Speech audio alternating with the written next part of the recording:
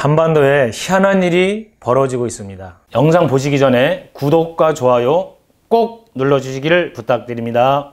아베가 한국 경제에 손본다고 하면서 결국은 일본 경제를 망가뜨려 버렸습니다. 트럼프가 자기가 나서서 현재 한미동맹을 깨트리고 있습니다. 이 얼마나 생각지도 못한 희한한 일이 벌어지고 있습니까? 왜 미국이 이렇게까지 한미동맹을 깨려고 하는가 생각해 보십시오. 진정한 동맹이라면 잘해줘야 되는데 이것은 거의 강도에 가까운 전방위적인 압력을 가하고 있습니다. 두 가지죠. 지소미아를 연장해라. 또 하나는 방위비를 무려 50억 달러, 6조를 내놔라. 이렇게 강압적으로 들이대고 있습니다. 현재 대한민국 대부분의 언론들이 보수, 진보, 중도를 가리지 않고 강도, 조포, 별의별 이야기를 다 하면서 이 대목을 지금 규탄하고 있습니다. 그래서 국민의 96%가 방위비 인상을 반대한다는 거 아닙니까? 이 어마어마한 일이 벌어지고 있습니다. 아베에 의해서 반일 감정이 자극되고 독립운동이 새롭게 전개되었죠. 트럼프에 의해서 반미 자주의식이 고취되면서 국민들의 의식이 급격하게 고양되고 있습니다. 최근에 미국의 전방위적 압력을 쫙 한번 훑어보겠습니다. 구독 땡큐. 국무부의 최고위급 그리고 국방부 군인들 최고위 순회들이 서울로 집결했습니다. 국무부 4인방 키스 크라크 경제차관, 데이비드 스티웰 동아대 차관, 마크 네퍼 부차관보, 제임스 드하트 협상대표, 대한민국으로 치면 외무부에 해당하는 국무부 최고위급 인사들이 서울에 날라 들어와서 지소미아 연장해야 된다. 그리고 방위비 분담금 대폭 올려야 된다. 이렇게 얘기를 한 것이죠. 그런데 국무부 관리들이 오고 난 다음에 연이어서 국방부 최고위급들도 들어갔다. 미 합참의장 마크 밀리, 국방부 차관보 랜들 슈라이버, 미 국방장관 에스퍼까지 들어왔습니다. 이들은 심지어는 주한미군 철수를 할 수도 있다. 방위비 분담금 인상해 주지 않으면 이렇게 협박성 발언까지 했습니다. 어마어마하게 전방위적 압력을 가했던 것이죠. 그리고 대한민국에 주둔하고 있는 주한미 사령관 에이브람스, 주한미 대사 해리 해리슨 이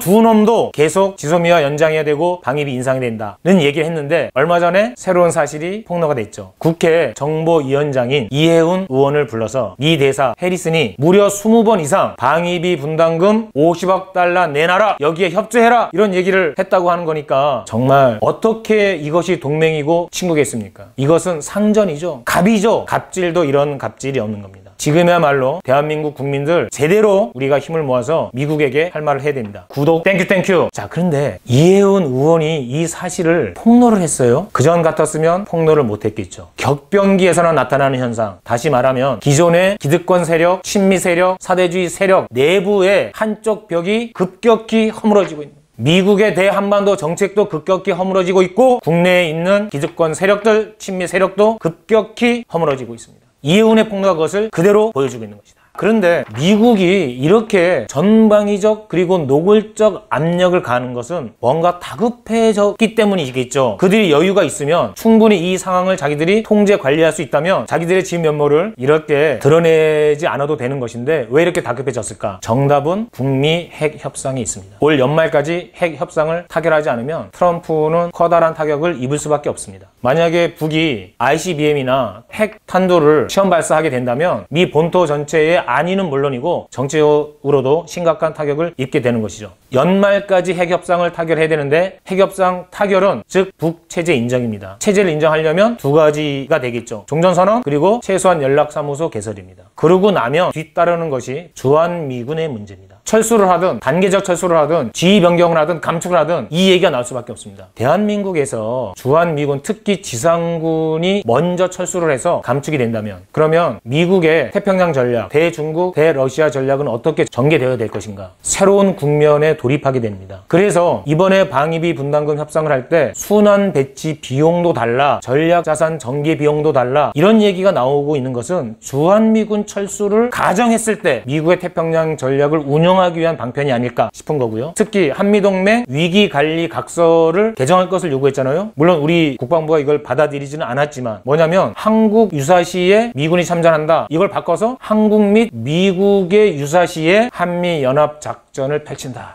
이렇게 돼 있습니다. 구독 땡큐. 결국은 대중국 대러시아 작전 수행에서 한국군과의 연합태세를 확보하기 위해서 주한미군이 철수한 상태에서도 이런 요구를 하고 있는 것이 아닌가. 미국은 현재 북미 협상 과정에서 막바지에 몰리고 있습니다. 다급해진 나머지 주한미군 철수를 비롯한 상황 전개를 예측하고 이것을 한국 쪽에 연결시킬 수 있는 새로운 방편으로서 방위비 인상이나 새로운 작전을 구사하고 있다, 이렇게 보여집니다. 격변기에서만 나타날 수 있는 자해현상, 미국의 다급해진 모습, 결국 이번 국방연구원에서의 방위비 분담금 협상은 결렬이 됐죠. 그 선두에 민중당이 있습니다. 전국에서 함께 해주신 당원분들 그리고 양심 있는 국민 여러분, 감사하고 고맙습니다. 민중당이 반미 자주화 투쟁에 손목에서 함께 하겠습니다.